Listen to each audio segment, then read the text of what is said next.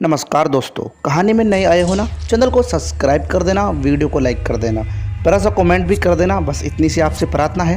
अब मैं आपको कहानी सुनाता हूँ। कुलदीप अपने एक स्टेशन पर नई नई जॉब लगा था।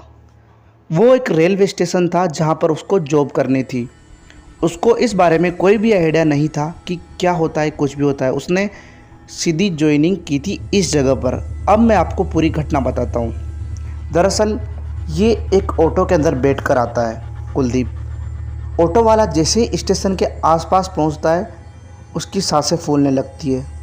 वो हड़बड़ाहट में बोलता है कि साहब, मेरे को जल्दी से पैसे दे दीजिए। उसके चेहरे पर साफ साफ डर दिखाई दे रहा था ऑटो वाले के पर। कुलदीप ने कुछ ज़्यादा उस बारे में सोचा नहीं और वो स्टेशन के बाहर उतर गया। इस जो रिक्शे वाले का किराया बना था वो 60 रुपये बना था। कुलदीप के पास खुले पैसे नहीं थे, करीब 50 रुपये थे। उसने सिर्फ 50 का नोट आगे किया। वो रिक्शा वाला बिना कुछ कहे 50 का नोट लेकर रिक्शे को तेज़ी से भगाता हुआ उस स्टेशन से दूर ले गया। उसके बाद वो इस बात को ज़्यादा सीरियस नहीं लेता, क्योंकि कुलदीप को बहुत सारा काम करना होता है। वो स्टेशन के अंदर पहुंचता है।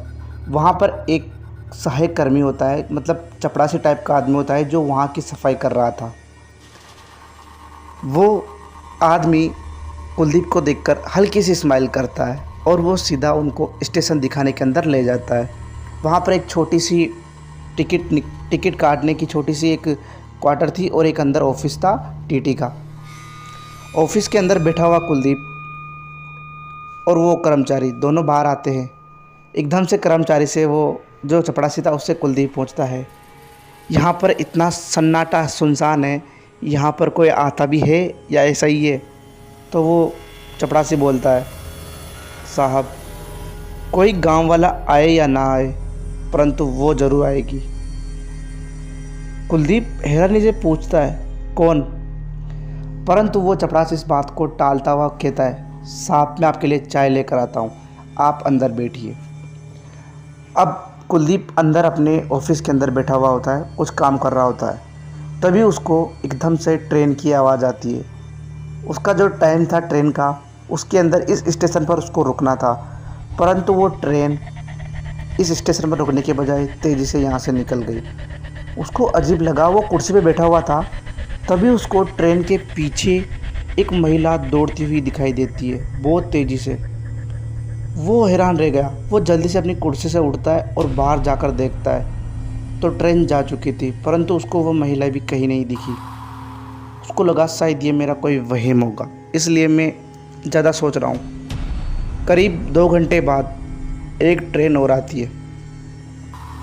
इस बार कुलदीप ज़्यादा सीरियस नहीं लेता, क्योंकि उस बात को भूल चुका था। उसको नहीं पता कि क्या हो रहा है। और थोड़ी देर बाद देखता है कि ट्रेन तेज़ी से उस स्टेशन पर रुकने के बजाय, पहली बात तो वहाँ पर कोई ट्रेन रुक नहीं रही थी, जबकि सभी ट्रेन का वहाँ पर रुकने का समय था। तभी वापस वो उसी महिला को देखता है सफ़ेद कपड़ों में। वो महिला तेज़ी से भागती हुई ट्रेन के पीछे दौड़ती है। इस बार कुलदीप ने उस महिला को साफ देखा था। वो उस स्टेशन पर जाकर खड़ा हो गया।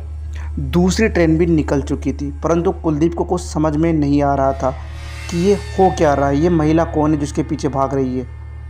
कोई महिला इतनी तेज़ी से कैसे भाग सकती है ट्रेन के बाद? कुलदीप ने नए ट्रेन आने का इंतज़ार वही खड़े खड़े किया। 2 घंटे बाद वापस एक ट्रेन आती है। कुलदीप ने पहले ही मन बना लिया था कि इस बार मैं ट्रेन को उसको रुकाऊंगा। तो वो ट्रेन जो अब 2 घंटे बाद आई थी, उसकी तरफ कुलदीप ने इशारा किया। ट्रेन का जो आगे का वो बैठा हुआ था चलाने वाला, उसने ट्रेन को थोड़ा धीरे तो किया, परंतु उसने ट्रेन को रोका नहीं। उसके चेहरे पर डर साफ साफ दिखाई दे रहा था।